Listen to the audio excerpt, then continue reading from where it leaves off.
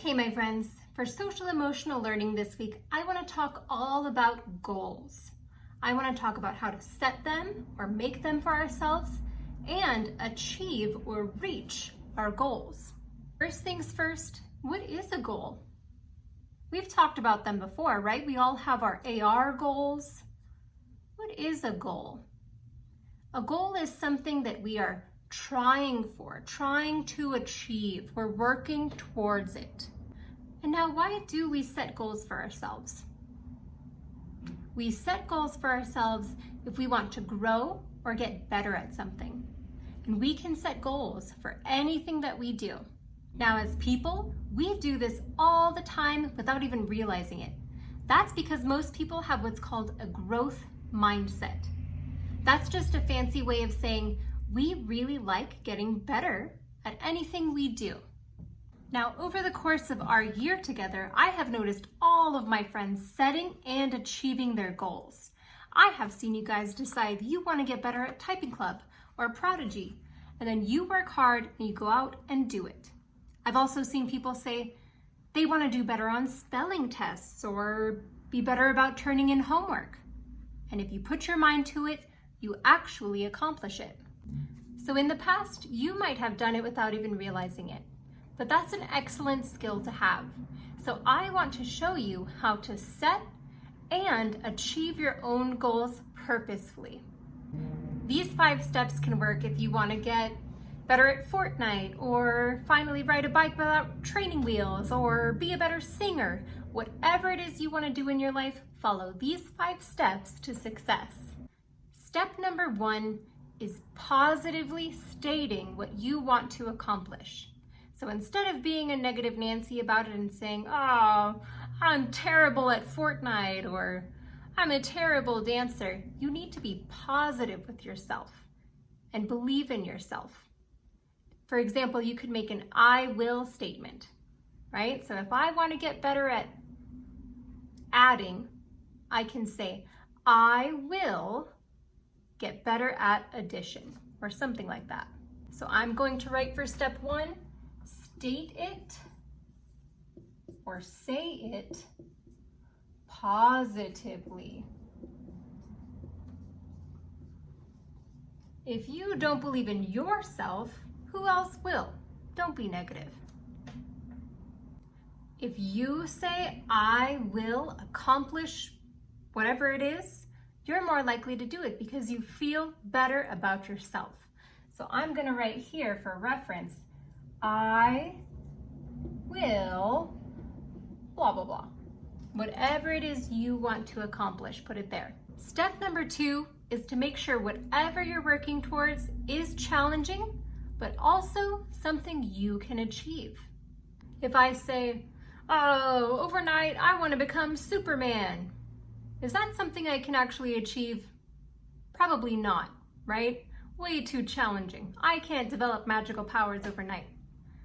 But at the same time, I want to make sure that I am challenging myself and pushing myself outside of my comfort zone. For example, if I'm already getting 100% on all my spelling tests, does it make sense to set a goal to be better at spelling?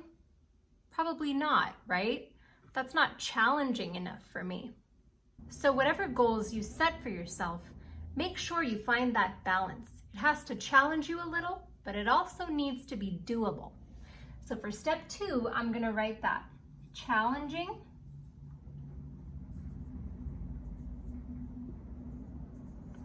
but doable.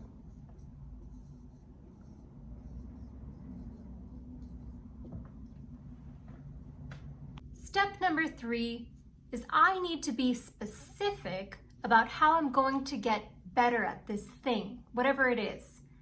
So for example, if I say, I'm going to be the best bike rider in the world, does that really tell you what I need to work on to be better? Not really, right? To make my goal more specific, I need to focus on one little thing that I can do at a time. So for example, if I want to be the best bike rider in the world, maybe I should start with riding a bike without training wheels. So for step number 3, I'm going to write be specific.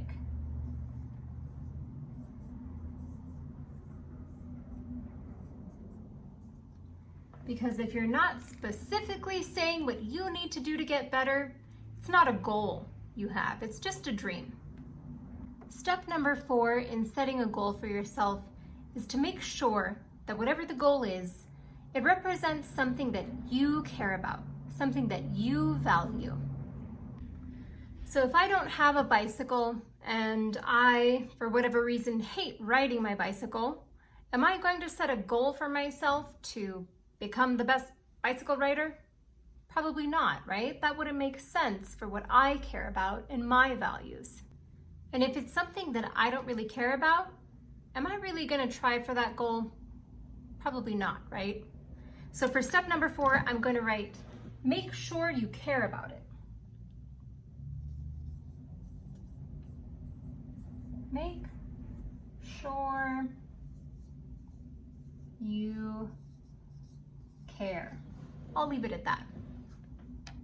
And step number 5 in setting and achieving any goal for yourself is realizing that sometimes there will be barriers along the way. But just because something goes wrong does not mean we need to abandon our goal entirely. Let's stick with the bicycle riding example. So if I'm riding my bicycle one day and I take my training wheels off and I fall and hurt myself, and now I'm scared to get back on my bicycle, is that the end of my goal? Should I just stop there? No, right? I'll just have to maybe reevaluate my goal. Maybe make different steps to achieve that goal.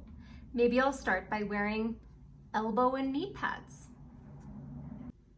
So I didn't plan to wear those elbow and knee pads at first when I set my goal, but maybe I need them for a time. And when I'm comfortable, I can take them off and I will have achieved my goal of riding without training wheels. So for step 5, I'm going to write, recognize that there will be barriers. Recognize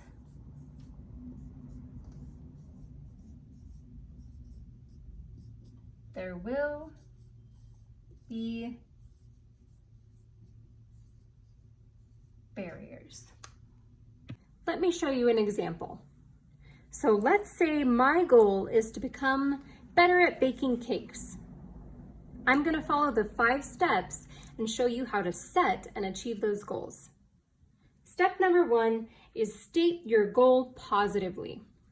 So I'm going to write, I will be good at baking cakes.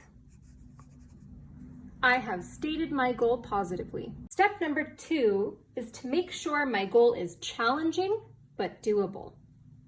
So if I'm no good at baking cakes as it is, I would say this goal will definitely challenge me. Is it doable? I think so. I can be good at baking cakes. Step number 3 tells me I need to be more specific about how I'm going to reach this goal. So now I'm going to write, in order to do this, I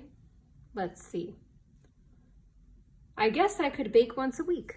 I will bake a cake once a week.